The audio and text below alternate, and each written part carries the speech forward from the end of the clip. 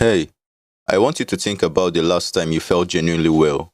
Not just fine, not just not sick. I mean, the last time you felt actually well.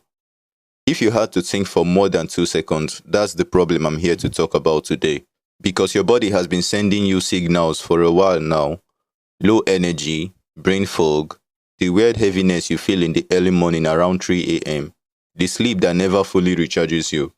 And you've been blaming stress or age or just life. But what if it's not any of those things? What if it's something you are doing every single day? Something that feels completely normal, that's been quietly systematically breaking you down. One of the things I'm about to say is going to make you realize reasons you don't really feel well, so stay with me. Here is what nobody in the health space will say out loud. The most dangerous habits are not the ones that feel bad, they are the ones that feel like nothing. Cigarettes hurt your lungs. You know that. Junk food every day isn't good for your health, and you know that. But the habits I'm talking about today, they feel like Tuesday. They feel like just existing, and that's exactly why they are winning. Habit 1. You are chronically underrested and you have accepted it. At some point, you decided that being tired was just part of being an adult. You started saying things like, I'm not really a morning person, or I just run on coffee, like it's a personality trait. But here is what's actually happening inside your body when you consistently get poor or irregular sleep.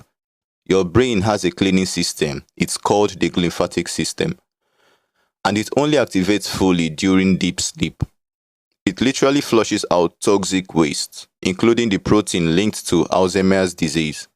When you short circuit that process night after night, whether it's not enough hours or inconsistent bedtimes or sleeping with your phone next to your face, that waste builds up and you can't feel it happening. You don't wake up and think, oh, my brain didn't clean itself last night. You just feel a little slower and a little less you. And then you blame your workload or your mood or the weather. But the science is very clear. Consistently, poor sleep is one of the highest risk behaviors a human being can do to their long term health, higher than most things we would never do because they sound dangerous. The reason you are not taking it seriously is because it doesn't feel dangerous, and that's the trap. Habit 2. You are eating, but you are not nourishing. When did you last eat a meal without a screen? No phone, no laptop, no TV in the background. Just you and your food. Here is why it actually matters, and it's not what you think.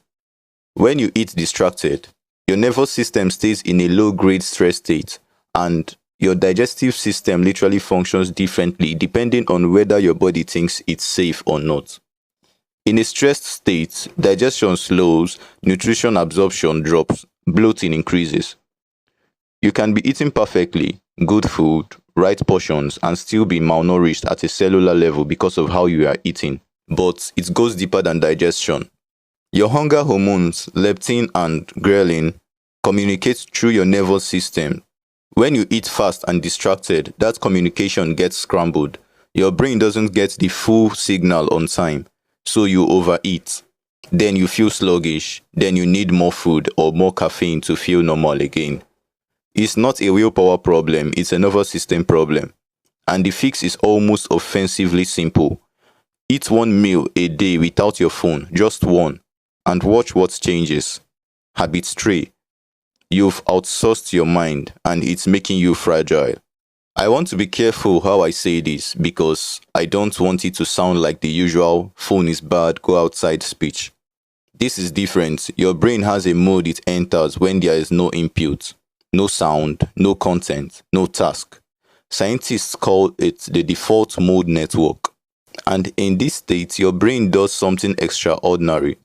It processes your emotions, consolidates memories, generates creative ideas, and builds your sense of self. It's basically your brain's maintenance mode, and most people never enter it anymore. Every moment of stillness gets filled. A podcast while cooking, music while walking, scrolling while waiting. We have developed a genuine intolerance for mental quietness, and we've built our entire daily rhythm around never being bored. Here is what that's costing you: anxiety that has no clear source, a creativity that feels blocked, emotional reaction that feel bigger than the situation deserves. That sense that you are always busy but never actually present. These aren't personality flaws. They are symptoms of a brain that never gets to rest. And the terrifying part is that the more you fill every gap with content, the more uncontrollable silence becomes. It's self-reinforcing. You are not relaxing when you scroll. You are hiding from the one thing that would actually restore you. Just exist somewhere for just at least 10 minutes or more. That's the prescription. Habit 4. You are moving, but you are not recovering. This one is for people who think they are doing everything right. You work out, you eat well, you take your supplements, but you are still inflamed, still tired, and still hitting walls. Here is a possibility nobody has brought up to you. You are not recovering between efforts. Recovery isn't laziness. Recovery is when your body builds the muscle, repairs the tissue, and resets the hormonal balance that exercise disrupts. Without it, you are just repeatedly tearing yourself down. And it's not just physical. Mental effort without recovery does the same thing. Constant high output with no downtime is just chronic stress with a productivity level on it. The people who perform best long term, athletes, surgeons, top executives, they treat recovery like a discipline, not an afterthought. You should too. Here is the honest thing I want to leave you with. None of this is your fault. You were never taught that sleep is a biological necessity with a cleaning mechanism your brain can't survive without.